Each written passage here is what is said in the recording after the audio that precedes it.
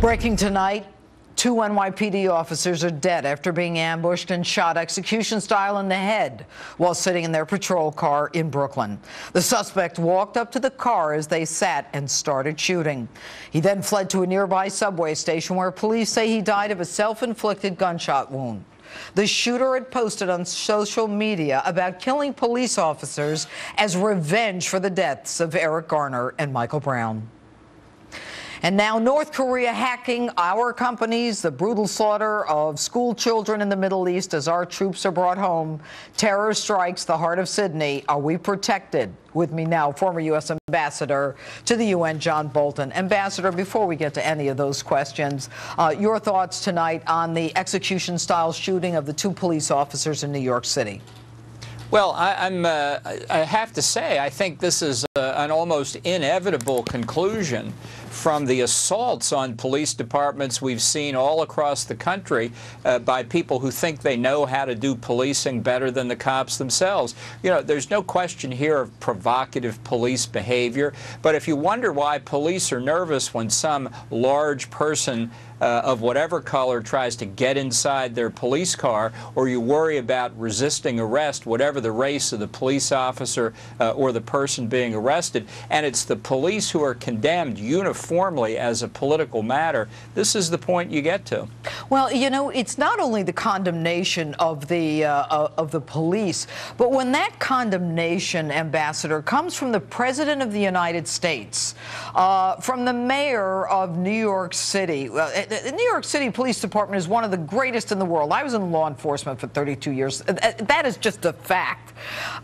You know, then we're even in a bigger problem. And I had several people here this evening who said, you know what, it hasn't been this bad in 40 years. Do you agree with that? Absolutely. Let's not forget our Attorney General in Washington either and the way he behaves. You know, I have to say, this is personal to me. My father was a firefighter for the city of Baltimore, and he used to face snipers during race riots when he was out trying to put out fires in neighborhoods where the rioters were setting fire to residences in the community.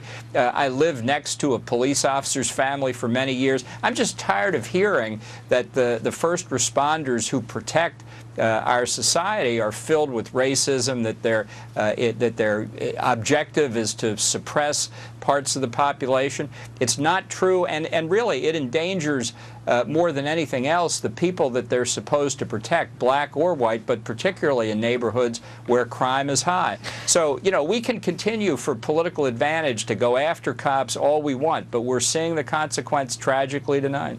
And, you know, when you have the mayor of New York City who says that, you know, he has to teach his young son, who is biracial, what to do when he's around cops, and that very same New York City Police Department is protecting this son, you know, there are now calls for that mayor to step down. What do you think about that?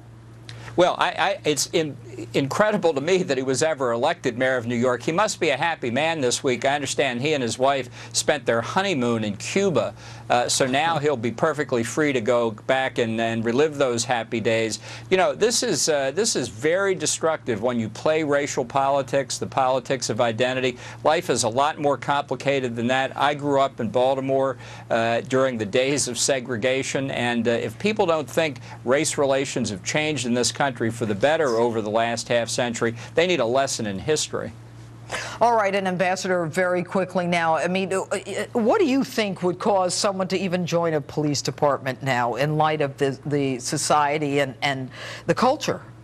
Honestly, I think people would have to think twice about it. You know, you're already risking your life to protect the community, and now to have everything you do second-guessed by people who have political agendas, you know, there must be some other career that is just as lucrative and a lot less dangerous physically and politically. All right, Ambassador John Bolton, thanks for being with us this evening. Thank you, Judge. And that's it for us tonight, folks. Don't forget to watch our special Christians Massacred a justice investigation next Saturday night. Stay tuned for Fox's continuing coverage of the tragic NYPD shooting.